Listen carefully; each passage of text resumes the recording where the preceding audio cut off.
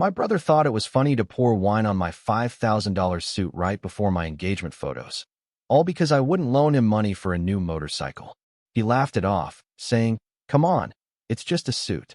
My mom brushed it aside too, telling me not to kill the mood. I stayed quiet. The next morning at exactly 9:12 a.m., he got a notification his job offer was canceled. What he didn't know? His new boss was my future father-in-law. You know that gut-wrenching moment when you realize someone you've always loved, always protected, has been actively trying to destroy everything you've worked for? That's where my story begins, a story about my brother, a ruined suit, and the day I finally stopped being the family doormat. My name's Alex, I'm 31, and for most of my life, I've played the role of the responsible older brother. I was the guy who always showed up on time, paid his bills, kept his promises, and picked up the slack when the rest of the family dropped the ball. My younger brother, Tyler, he's 26, and he's the complete opposite. He's impulsive, dramatic, and somehow, he always manages to fall upward. When we were kids, he'd get away with absolutely anything. He once smashed Mom's favorite vase and immediately blamed me. He skipped class and forged notes in my name. He even borrowed my car in high school and burned through a tank of gas without asking. Every single time, Mom would just sigh and say, "He's still growing. He doesn't mean any harm." Then she'd turn to me and lecture me about how I needed to be a better example. I used to think it would all even out when we got older. I truly believed that once we were adults, Tyler would finally grow up, and we'd become closer.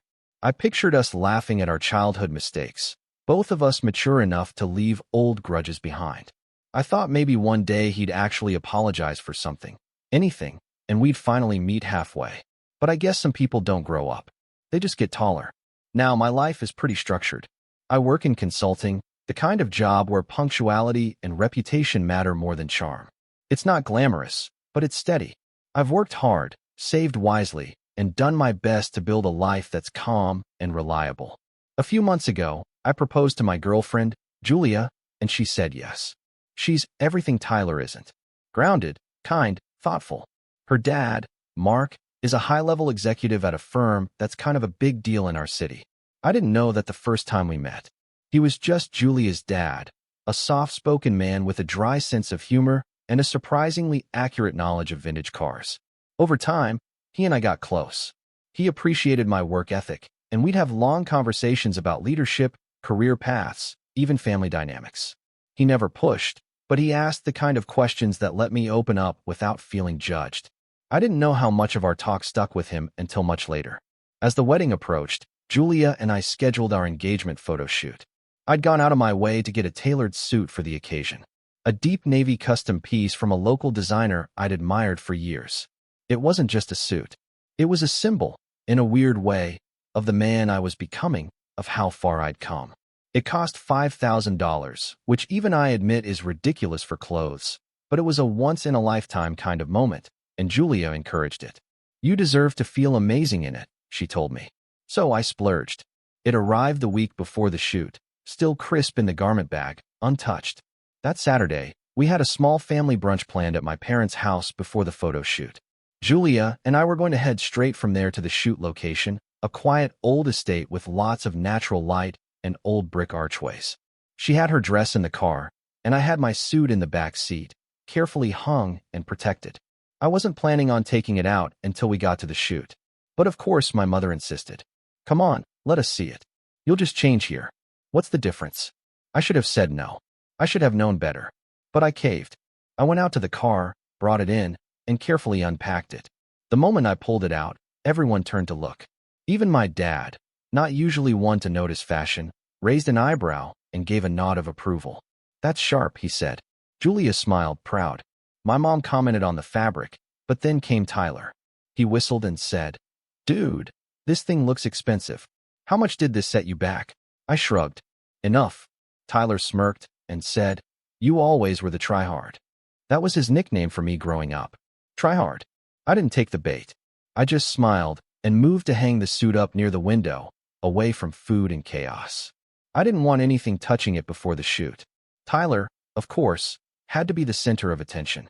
He launched into some story about a motorcycle he wanted to buy. Some limited edition model with way more horsepower than he could handle. I found one listed for a steal, he said, eyes flicking toward me. Only problem is I'm short on cash. I need about 6 grand more. Julia raised an eyebrow. I kept sipping my coffee. I figured, he went on, since you've been dropping cash on fancy suits and all, maybe you'd help a brother out. He said it like a joke, like it was funny, but his eyes didn't blink. I responded calmly. No, Tyler. I'm not loaning you 6 grand for a bike. Oh, come on, he said louder. It's not like you're strapped. You make good money. You spend more on dry cleaning than I do on rent. I didn't say anything. That silence was my answer. He scoffed, took a sip of his wine, red wine, mind you, and looked straight at me. Whatever, man. Don't ruin the mood. We're celebrating, right? That's when it happened. Like a switch flipped in him. He leaned back in his chair, stretched a bit too dramatically, and accidentally knocked over his glass. The red wine arced like it was in slow motion. I didn't even have time to react. It splashed across the right sleeve and lapel of the suit, soaking the fabric, blooming like a wound. There was this dead silence in the room. Tyler's face twisted into this fake surprise. Oh no, he said, dragging the words. I'm so clumsy. Then he burst out laughing. Relax, bro. It's just a suit. My jaw clenched. I stared at the fabric, the stains seeping into the threads.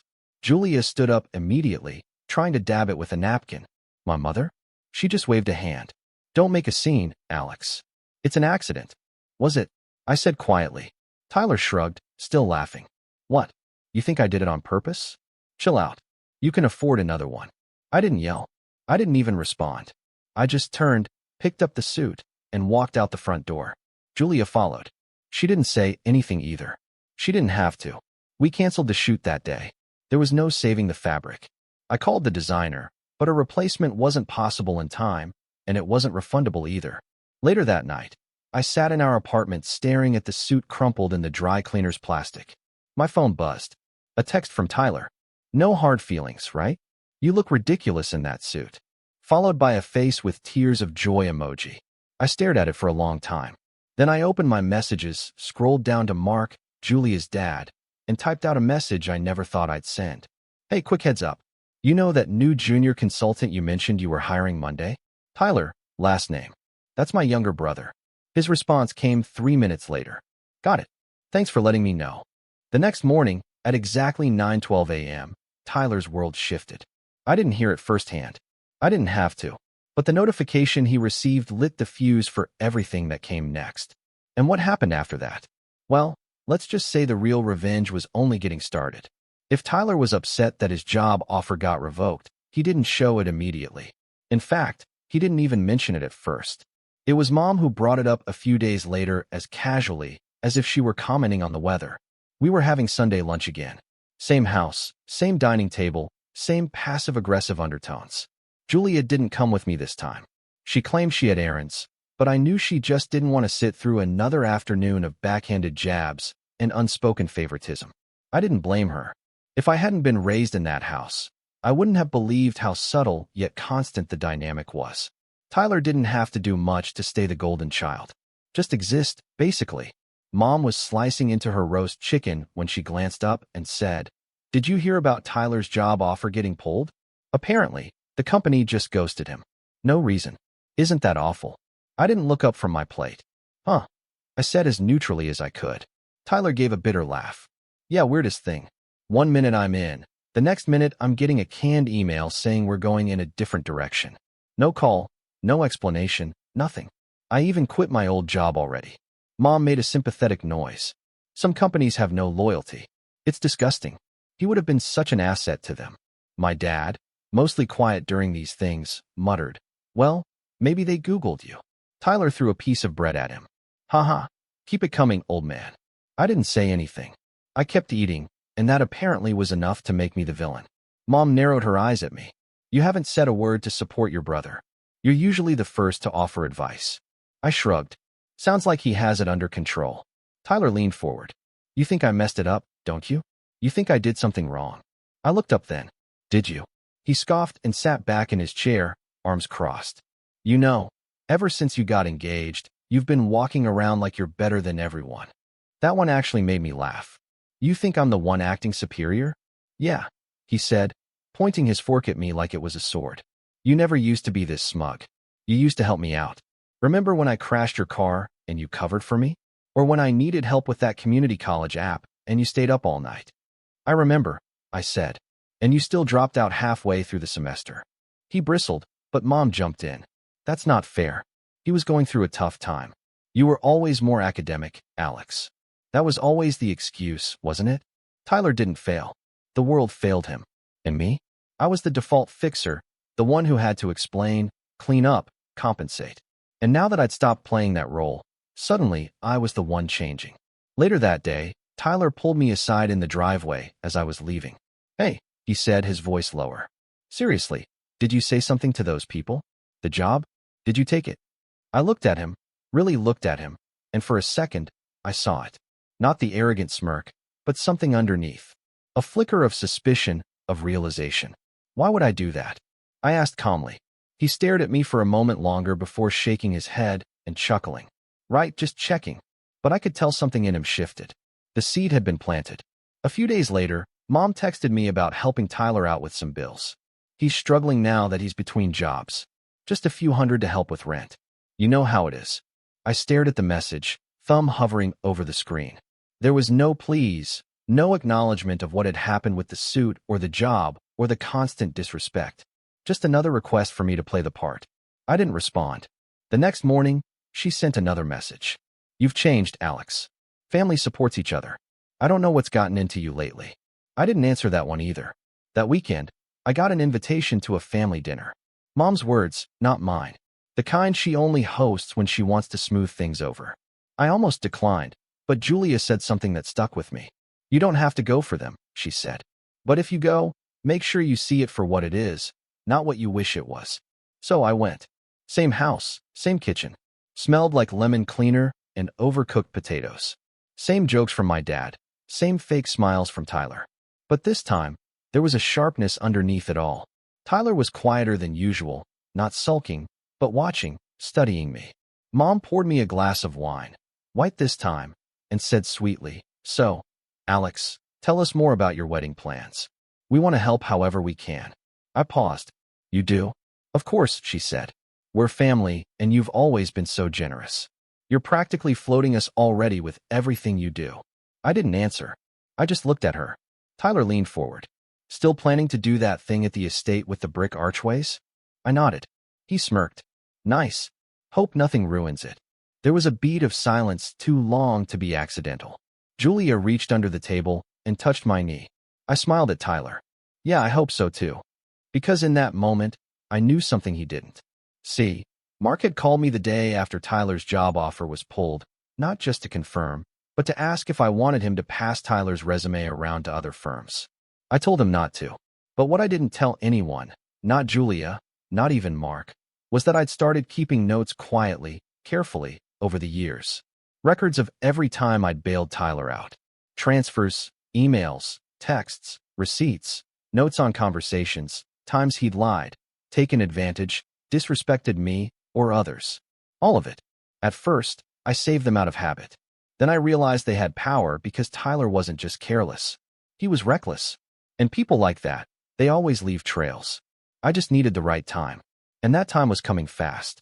But before that, Tyler still had one more card to play, one more move to make. And when he did, everything would come crashing down. It started with a phone call from Julia while I was at work.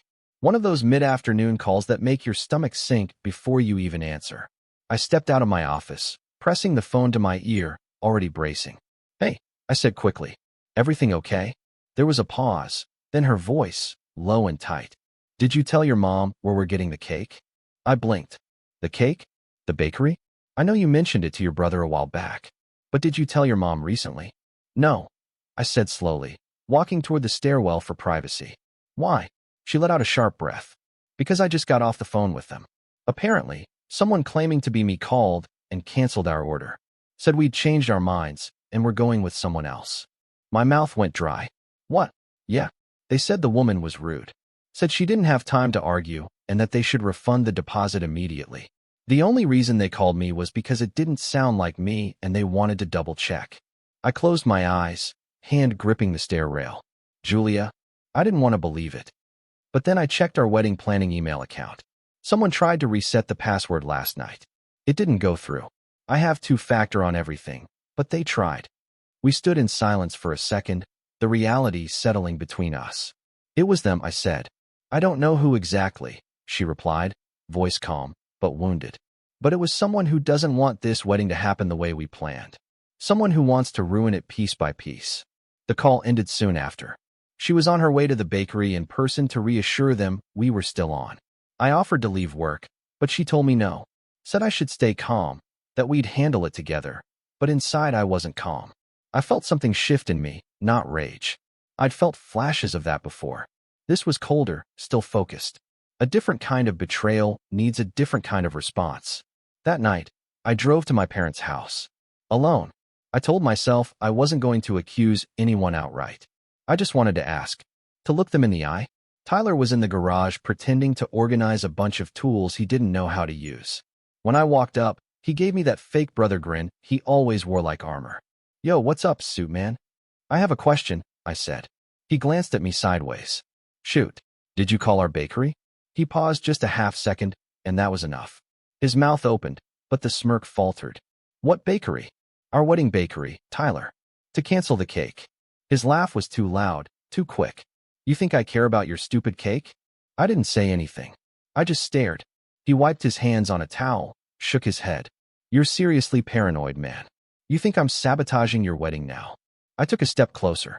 If you ever touch anything related to my wedding again, we're done. He tilted his head. Wow. So, that's where we are now? Going to disown your own brother over a cake. I'd disown you over a napkin at this point. He stepped back, arms up. Okay, relax. I didn't touch your bakery. All right. But maybe your precious little fiancée should double-check her passwords. That was it. He didn't admit it. Not directly, but the grin said enough. The way he said fiancé, like it left a bad taste in his mouth. He wanted me to know. He wanted me to guess and stew, to feel helpless. That was his game. I walked away, got in my car, sat in the driveway with the engine off for 20 minutes. When I got home, Julia was already there. She was on the couch, laptop open, emails pulled up. Alex, she said, come look at this. She showed me a trail of activity, failed logins, password reset attempts, even a fake email posing as our venue trying to confirm cancellation. I sat next to her, numb, and then she said something I'll never forget. This isn't just immaturity anymore. This is sabotage. She was right. The next day, things got worse. Julia's parents had invited us over for dinner. We assumed it was wedding-related, finalizing some details, maybe picking floral arrangements. When we arrived, Mark sat us down with a strange look on his face. He slid his phone across the table. On the screen was a screenshot of an email sent from a brand new Gmail address. No name, just a burner. Subject, you should rethink the groom. The message was short but vicious. A few sentences laced with lies about my past, my character, suggesting I had a gambling problem. I've never gambled a day in my life. That I cheated on Julia in college, also a lie. And that I'd only ever used her to get close to powerful people. No proof. No signature. But Mark wasn't stupid. Did you do anything recently? He asked calmly. That might have made someone upset. Julia looked at me. I looked at the floor. Mark leaned back. We traced the IP. It was sent from your parents' neighborhood. That's as far as we could get. The world went quiet in my head for a moment. They didn't just mess with my suit or my cake. They tried to turn her family against me. This wasn't sibling rivalry anymore. This was war. That night, I opened my locked Dropbox folder. The one I hadn't touched in years.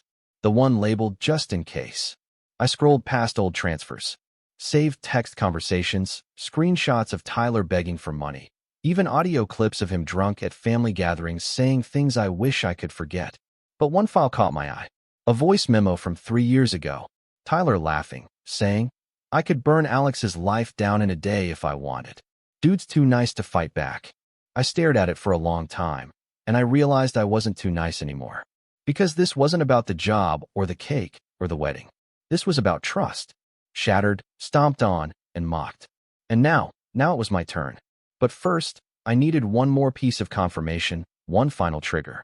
And Tyler, true to form, gave it to me in the most spectacularly stupid way possible by going after Julia directly, publicly, at a family brunch the following weekend while she was pouring orange juice in front of everyone. And what he said, That was the moment everything finally broke. The brunch was supposed to be low-key, just a casual get-together at my parents' place with bagels, fruit platters, and lukewarm coffee. It was the kind of thing Mom threw together whenever she wanted to pretend everything was fine, as if by forcing everyone into the same room with cinnamon rolls, she could glue the cracks shut with frosting. Julia didn't want to go. After the bakery sabotage, the email to her dad, and the growing storm of stress swirling around our wedding, she was exhausted emotionally, mentally, and physically. But she also didn't want to give them the satisfaction of seeing us flinch. So we went. We agreed to stay no longer than an hour, say our hellos, eat our muffins, and leave. For a while, things were bearable. My mom chirped on about flower arrangements and seating charts, carefully avoiding any mention of the recent chaos. Dad watched the news on low volume, only looking up to refill his coffee. Tyler was unusually quiet. He hadn't cracked a single joke or made a single jab. If anything, he seemed amused, like he knew something we didn't. Then Julia got up to pour herself a glass of orange juice. She was mid-pour when Tyler, leaning back in his chair like he owned the world, casually said, "So, Julia, how's your ex?" The entire room froze. Even the TV news anchor paused on a still frame like he couldn't believe what he'd just heard. Julia blinked. "Excuse me." Tyler smiled wide, eyes twinkling with mischief. "Your ex? The one from college. What was his name again, Liam? Pretty sure I saw him comment on one of your Instagram photos the other day. Little heart emoji, wasn't it?" The orange juice stopped midstream. Julia slowly put the pitcher down. "What are you talking about?" Tyler shrugged, still grinning. "I just find it interesting that you're so close with old flames. Like, if I were about to marry someone, I'd probably block all my exes, not swap flirty comments with them." I stared at him, heart pounding. I could see what he was doing. He was trying to stir doubt, plant seeds, not just in Julia's mind, but in everyone's. Julia stared at him for a second, then said coldly, "You went through my social media." Tyler leaned forward like a game show host revealing a prize. "Nah, just happened to be scrolling through mutuals. I mean, your account's public, right? Anyone can see it." Mom, looking uncomfortable, cut in. "Tyler, that's enough." "No, it's not," he said, cutting her off. "I'm just saying if the roles were reversed and Alex's ex-girlfriends were leaving hearts on his photos, I bet the whole table would have something to say." Julia opened her mouth, but I stood up before she could speak. "Don't," I said to her, voice low. "He's doing this on purpose." Tyler raised his eyebrows. "Touchy, touchy." I turned to Mom. "Did you know he was going to do this?" She looked genuinely panicked. "I had no idea. I swear." "Of course she didn't," Tyler said, still smiling. "It's not like I needed help to notice something sketchy." I turned back to him. "You're pathetic." He smirked. "And you're a doormat. Always have been." Julia took my hand. "Let's go." I nodded. We left. No goodbyes, no excuses. Just the sound of the screen door slamming behind us. Back in the car, she didn't cry. She didn't yell. She just stared straight ahead, face hard. "He's not trying to ruin the wedding," she said flatly. "He's trying to ruin us." She was right. This wasn't sabotage anymore. It was something deeper. Obsessive. Tyler didn't just want to hurt me. He wanted to hollow me out. To take everything I cared about and smear it, crack it, dismantle it in slow motion. That was my rock bottom.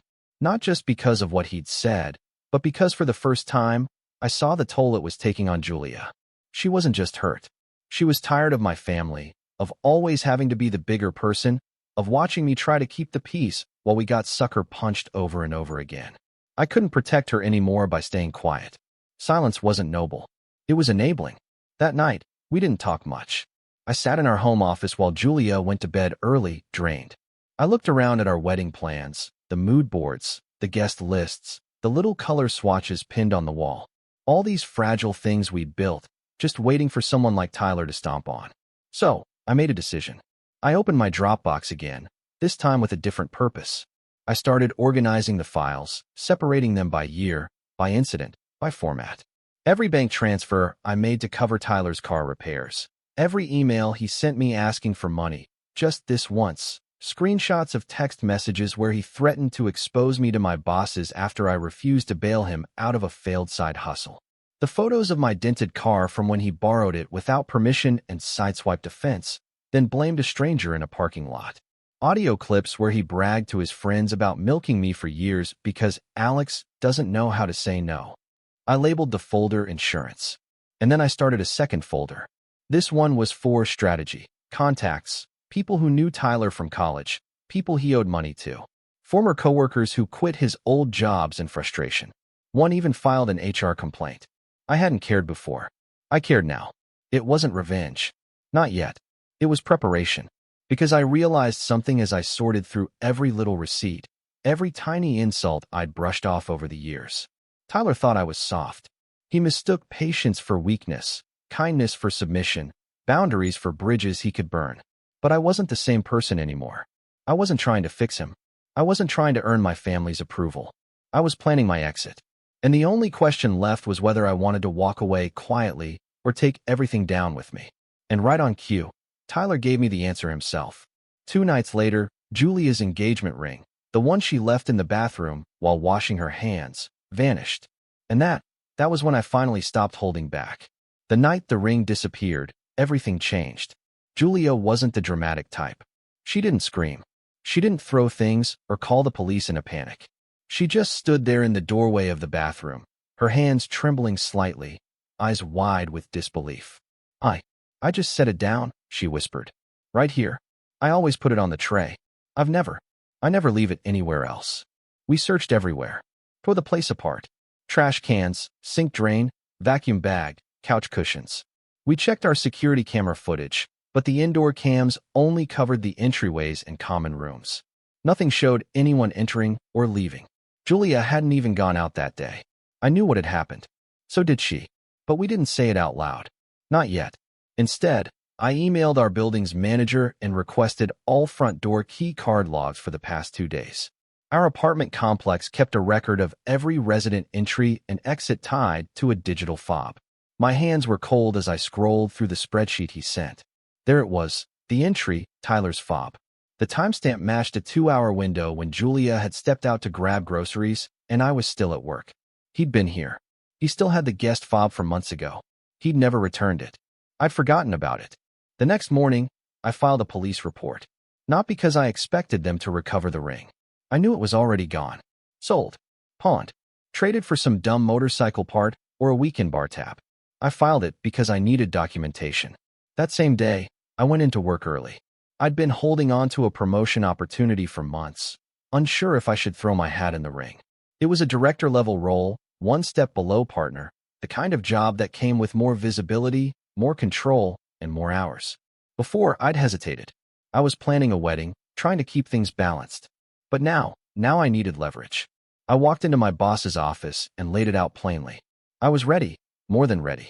I brought a portfolio of my work, a breakdown of revenue growth from clients I'd managed, and a concise plan for how I'd improve team performance in the next 2 quarters. He nodded slowly as he flipped through it. You've been flying under the radar for too long, Alex. I won't anymore, I said. A week later, I got the call. The promotion was mine. I'd be managing 2 teams, overseeing client operations, and best of all, I'd have access to a few new high-level business circles. The kind of places where people like my future father-in-law didn't just exist. They thrived. That same week, Julia got an offer from a marketing firm she'd been eyeing for years. Higher pay, full creative control, remote flexibility. It came out of nowhere. A recruiter had reached out based on a campaign she'd worked on last fall. She almost turned it down. Too much stress lately. Too much noise. But I told her the truth. Take it. Let's start saying yes to the things we've earned. We were rising quietly, steadily. The world didn't notice right away, but we felt it. The shift. Our wedding plans moved forward. Julia's dad doubled down on his support. After the email stunt, he'd hired a private IT security consultant to comb through everything digital tied to our wedding. He even offered to fund an entirely new venue and planning team if we wanted to cut the family out completely. We declined, not because we forgave them, but because we had a different plan. You see, something else happened in the background while our lives were improving. People started talking. Remember that file I'd made, the one labeled insurance? I didn't publish it. I didn't post it online or send it to family members in a dramatic mass email. I leaked it slowly, carefully, to exactly the right people. Tyler's former employer, the one he claimed ghosted him, I knew a guy there, an old college friend who now worked in HR. I sent a few screenshots. Nothing aggressive, just a friendly heads up about a potential rehiring conflict. Julia's friend from law school worked at a firm where Tyler had recently applied for a consulting position. I made sure she received a copy of the voice memo where Tyler bragged about conning his way into high-paying roles. Then there was the motorcycle dealership, the one where he'd been trying to get financing for a new custom build, bragging about it on his Instagram stories. I sent the owner a polite anonymous tip, linking a few financial red flags tied to Tyler's name. He got blacklisted from their finance program the next day. No drama, no confrontation, just doors quietly closing around him. Meanwhile, I reached out to the local jeweler association and discreetly offered a reward for any information about a distinctive emerald-cut engagement ring with a vintage setting. One that matched Julia's stolen one exactly. And finally, the one that made me feel something close to peace. I called our building manager and asked him to audit all FOB activity for the last 6 months. Not just ours, everyone's. Because I had a theory, one I hadn't said out loud. What if this wasn't the first time? What if the ring wasn't the only thing Tyler had taken? The manager hesitated, but eventually agreed. And when he called me back 4 days later, his voice was grim. Alex, your brother's fob was used multiple times during hours neither of you were home. One time, 2 hours after your cleaning lady logged out. Another, the day your router mysteriously crashed. I thanked him, hung up, sat in silence for a long time. Then I opened my laptop and began typing a letter to Tyler. Not a threat, not even a confrontation, just a list of everything I knew, everything I had, everything I could do and hadn't yet. I didn't send it. Not then. But I printed a copy and slipped it into an envelope because I was going to hand deliver it at the exact moment he least expected it.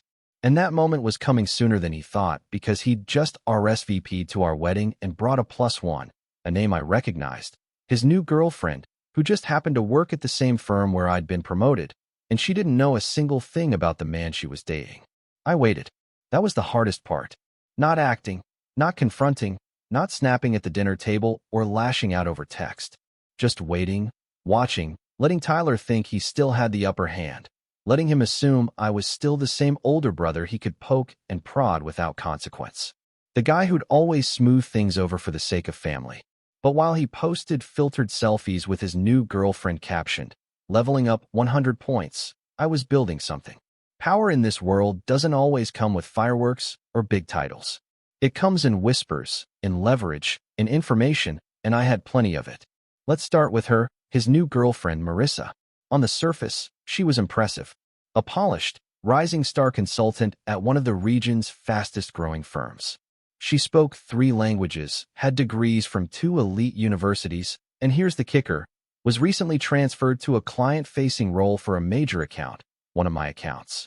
The moment I saw her name in an email thread for a high-profile project I had just taken over, my pulse kicked up a notch. Not out of fear, but clarity. This wasn't coincidence. This was opportunity. I kept things professional, courteous. I even complimented her in a team-wide email after she'd pitched a solid idea in a brainstorming session. It caught her off guard. She responded kindly. No reason not to. I hadn't done anything yet. But she didn't know who I was. Not really. Tyler hadn't told her, which made sense. Why mention the boring big brother when he could spin some story about a solo climb through the corporate world? I let the threads connect themselves. Then one day, I accidentally let a meeting run a little long and struck up casual conversation afterward. She asked where I was from. I mentioned the city. She said it sounded familiar. I said I had a younger brother, Tyler. Her smile faltered. Wait, Tyler, last name. I nodded. That's him. She blinked, clearly computing. Wow, small world. Very, I said. He's definitely memorable. She laughed awkwardly. Yeah, he is. He's told me a bit about you. Oh, I tilted my head. I'm curious. What did he say? She hesitated just a second too long. Just, you know, that you're successful, driven, that you're the reason he tries so hard. That last part almost made me laugh. Try so hard. Tyler had never tried at anything unless there was a shortcut, but I didn't show it.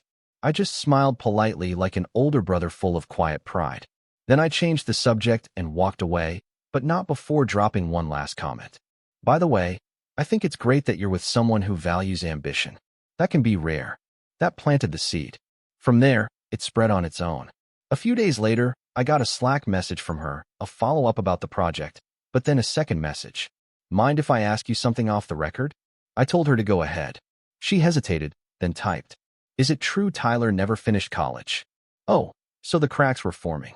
I didn't answer directly. I just sent a link to a news article from 4 years ago. A police blotter. A bar fight involving a Tyler, last name. No charges pressed, just a mention, but enough. She thanked me, didn't ask anything else. I didn't need to say more. The point wasn't to destroy him yet. It was to dismantle the illusion he'd built around himself, piece by piece, quietly, invisibly, until there was nothing left to stand on. But that wasn't the only play I was making.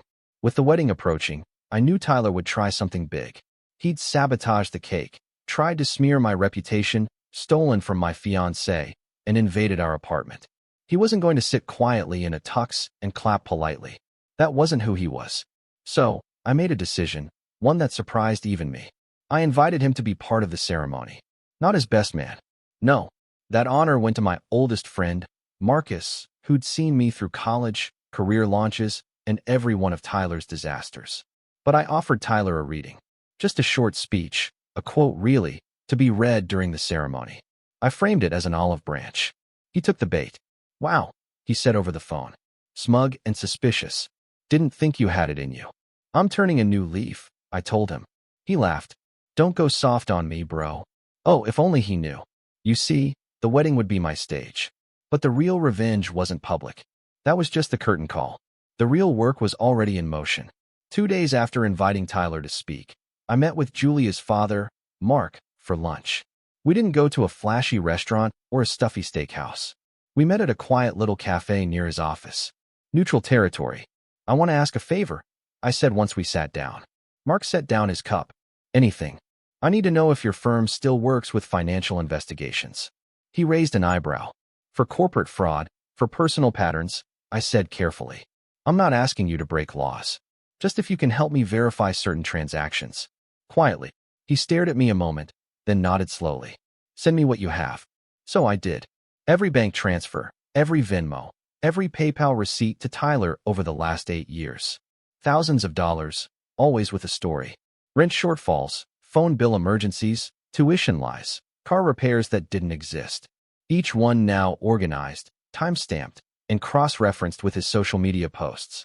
Half the time while I was paying off his late utilities, he was at festivals or flashing bottle service on his Instagram stories.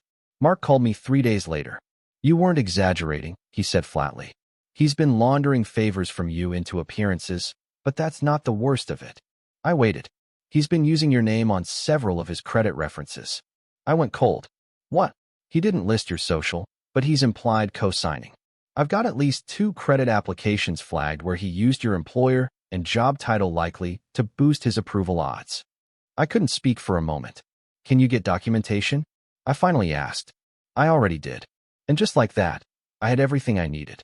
Proof of financial deception, proof of identity manipulation, a motive, a timeline, a pattern, and a file now growing that I could hand to every hiring manager, bank officer, or professional connection Tyler ever tried to con again. The rise wasn't about punishing him in one explosive moment. It was about surrounding him with a wall of quiet consequences he couldn't escape from, brick by brick. By the time he realized it, I'd be long gone.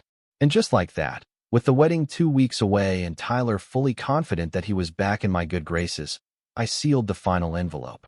The one with all the evidence, the one with the letter, the one he'd open on the morning of my wedding, but not until after he gave his speech, because I wanted the world to hear the story he rehearsed right before they saw who he really was. The morning of the wedding was calm, almost too calm. Julia woke up first. I heard her padding around the suite in her slippers, humming softly as she brewed coffee. There was no sign of nerves in her voice, no tension in her posture, just grace. We decided not to do the whole, don't see the bride before the ceremony thing. We weren't superstitious. Besides, this was a partnership built on trust, not tradition. The sky was a crisp blue outside the arched windows of the estate. The venue had come together beautifully. Soft cream florals lining the aisle, sunlight flooding through the courtyard, and candles waiting to be lit. As dusk approached, the planner had outdone herself. The guests were already trickling in. My friend Marcus was downstairs greeting family and helping coordinate last-minute logistics. Everything felt right, and that's what made it so perfect because Tyler didn't know he was walking into the most controlled moment of his life. He arrived late, naturally, 15 minutes before the ceremony, wearing an ill-fitted tux that clearly wasn't tailored. His hair was slicked back too aggressively, and he looked like he hadn't slept in a day. But he was smiling, confident, buzzing with the energy of someone who thought he had something planned.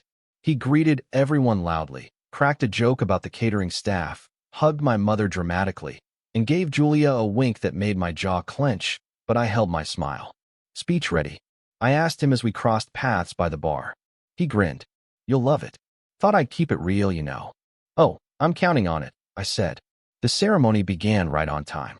The music swelled. My heart raced when Julia stepped into view. She looked radiant. Doesn't even cover it. She was glowing, grounded, unshakable, like someone who had walked through fire and emerged perfectly intact. And in that moment, I felt something deeper than love. I felt resolve. No more hiding. No more letting people walk all over me because it was easier than causing waves. Today wasn't just about marriage. It was about closure. The ceremony moved along beautifully. Vows were exchanged. Rings were placed. There wasn't a dry eye in the crowd when Julia whispered, "You're my piece." And then, as planned, the officiant smiled and said, "Before we pronounce this couple, they've invited a family member to share a special reading."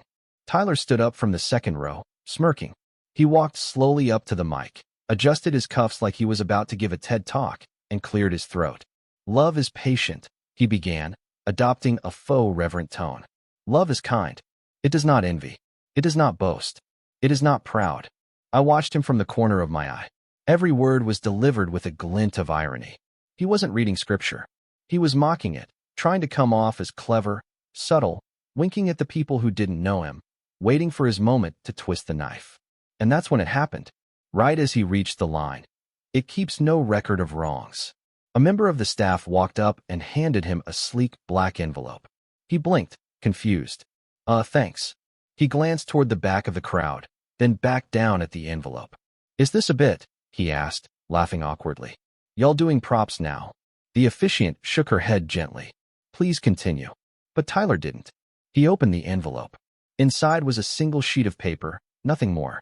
I watched his eyes scan it, first with confusion, then alarm, then dawning horror. Because what he was reading was everything. A bullet-point summary of every transfer, every lie, every manipulation, neatly cataloged, sourced, and dated. At the bottom was a simple line. This was never about revenge. This was about truth. Read this carefully before your next job interview. "Hey." His face turned pale. He looked up, looked straight at me. I raised my glass just a half inch and him the smallest nod. And then he bolted. No dramatic exit. No screaming. Just turned and power walked down the aisle like a man trying not to vomit at his own sentencing. The crowd murmured. A few relatives shifted in their seats, but no one really reacted. Not yet, because the Real show came later. At the reception, I made a quiet announcement, just a brief toast. "I know many of you noticed my brother's early departure," I said, voice calm measured. "There's no need for concern. He just received some overdue reading material." A few people laughed politely. I continued.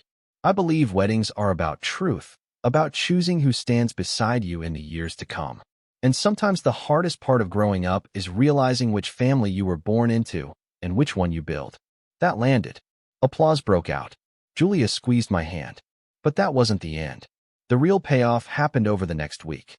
Tyler's girlfriend, Marissa, broke up with him 2 days after the wedding.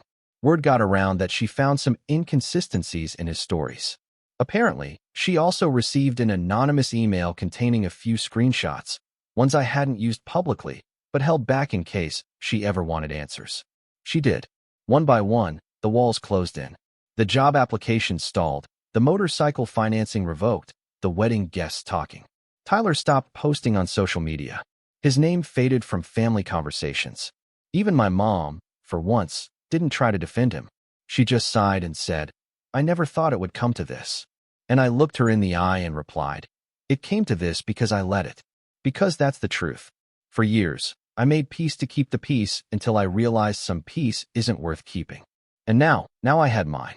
But one piece of the story still remained, the ring. And when it finally showed up again weeks later, it brought one final twist that even I didn't see coming. The ring was mailed back in a plain padded envelope. No return address. It arrived on a rainy Tuesday afternoon, tucked between wedding cards and a Bed Bath & Beyond gift receipt. No note, no apology, just the cold weight of the emerald-cut diamond in Julia's palm as we stood in the kitchen staring at it in silence. For a moment, neither of us said anything. Then Julia smiled, a small, tired smile. He finally realized he can't sell what doesn't belong to him. We didn't report it. The police case had already been closed. The evidence was still in our files, and the detective said if we ever wanted to press charges, we could, but honestly, we didn't need to because the real punishment was already unfolding. Tyler vanished from social media within a week. Deleted everything. No more gym selfies, no rise and grind quotes, no stories from rooftop bars, just gone. His friends stopped mentioning him. A few mutual acquaintances reached out to me quietly, asking, "Hey, did something happen?" I never answered directly. I didn't need to. I heard through the grapevine that he'd been turned down by 3 firms in a row, ones that had originally shown interest. Apparently, someone had flagged his application for inconsistent work history, and those financial institutions he used to brag about scamming for personal loans, they started calling hard. His girlfriend, ex now, moved to another city, took a new job, blocked him on everything. The last time I saw Tyler was at our parents' house 3 months later at a barely attended family barbecue. He looked thin, tired, worn down in a way that went deeper than exhaustion. He avoided my eyes most of the afternoon, kept to himself near the grill, and didn't say much. Eventually, I walked over. He didn't look up. "You got everything you wanted," he muttered, voice low and bitter.